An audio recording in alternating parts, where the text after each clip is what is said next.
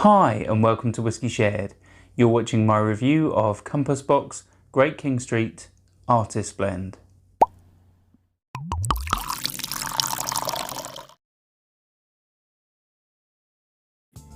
I'm Toby and you're watching Whisky Shared. Welcome to my review of Compass Box Great King Street Artist Blend. In my last video I covered Compass Box The Spice Tree, and as it's the 20th anniversary of Compass Box, I thought I'd cover a few more. The bottle I'm featuring in this video is a new one to me. It's one that's been on my wish list for a while. It's in the 100 whiskies to try before you die book. So I was quite intrigued and thought it was probably the best one to try next. It's a blended whiskey like all of Compass Box. And if you don't know much about Compass Box, you can check out the link in the description to my previous video. This particular blend is part of the Great King Street duo. There is another one called the Glasgow blend. And the Great King Street whiskies are an homage to 19th century whiskey blenders. Their style of whiskey is supposed to be a lot richer and more intense than we have today. So what the lead whiskey maker, John Glasser, was looking for was using 21st century technology, but using 19th century recipes. And they came up with two, this being the one we've got today. The Glasgow blend I will feature in my next video, so keep an eye out for that. This particular blend is 43%, it's non-chill filtered and uncoloured, and it's got just over 50% malt, between 52 and 55% depending on when it's made. And the whiskey itself is made up of a variety of different malt blends, including those from Linkwood and Clynelish, and the grain content comes from Cameron Bridge. Should we find out what it tastes like? On to the whiskey. Right, so before I start, I'll point out that the Great King Street whiskies are available in both 50cl bottles and 70cl bottles. I decided to go for the 70cl bottle because value for money is always a good thing, and it only works out at the moment only a few pounds more. This 70cl bottle cost me just under £37, whereas the 50cl bottle was about £32, £33. So in terms of value for money, it was definitely the right choice. But is it the right choice? We can only find out by how it tastes. So before I get onto the nose and tasting, let's have a quick look at the colour. I'd say that's like a deep gold. It really is a nice colour, and I think that's from a combination of the different oak barrels that they age the whiskey in to make sure they can get a nice colour. But obviously colour isn't everything, so let's see what it noses like. Right, so it is a little spirity, but I'm getting things like baked apples, I'm getting maybe hints of pear, maybe even a hint of cherry.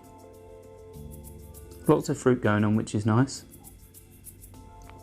There is a little bit of spice in there, something like a cinnamon, I'd say.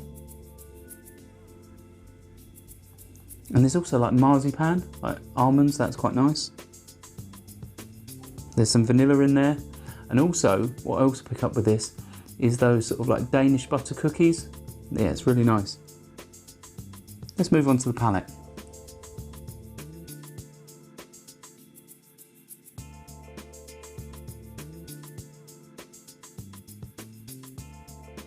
Right, so this is it's only 43%, but it actually comes across really quite creamy on the palate, and not just in terms of flavour, in terms of viscosity, it really is quite nice. It's probably due to the grain alcohol that's in there, because I pick that up often on single grain whiskies. So, you know, being quite a high percentage of grain whiskey in there, that's probably what's doing it. Let's have another sip.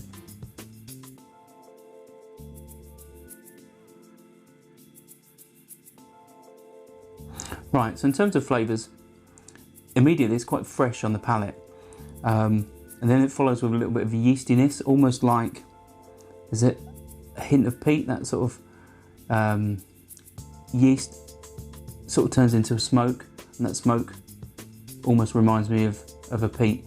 Probably is potentially a hint of peat in this, but I'm not certain it's peat. It's almost like a smokiness that yeasty flavour is bringing out on the palate. Let's have one final sip and see what else we can bring out.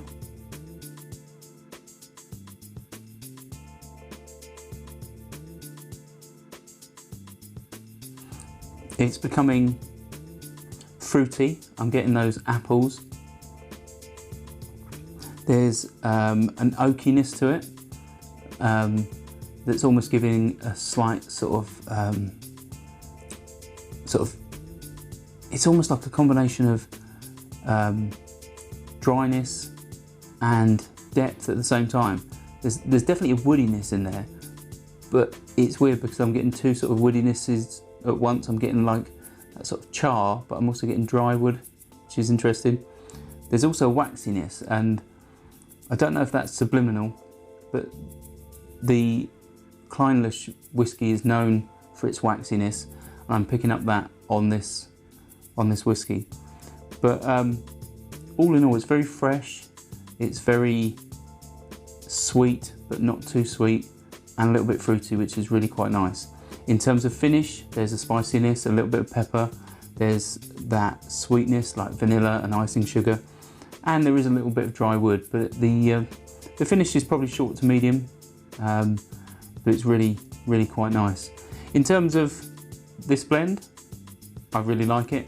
I think it's a good introduction to a more serious blend from an independent rather than those big conglomerates. It's an interesting take on a whiskey because obviously they're trying to relive some of the past but still keep it interesting for the future. They do sort of, on their website, they do say that it's a whiskey that would go well in a cocktail, but I think its primary drinker is somebody like me. It's somebody who prefers to drink it neat or with a little water. It's somebody who wants to appreciate the liquid on its own. In terms of value for money, I think that's spot on for a whiskey like this. Under £40 is quite good because it is a very detailed whiskey. If you want to find out exactly what goes into this, I'll put a link in the description and you can download the spec sheet for this whiskey and nerd out on all the details like I did. So my next video is going to be the Glasgow blend of the Great King Street. So if you haven't already, subscribe to my channel and you'll be notified when I release that. See you next time. Slauncher. I hope you enjoyed this video. If you did, why not give it a like or a comment, and please consider subscribing for more videos like this.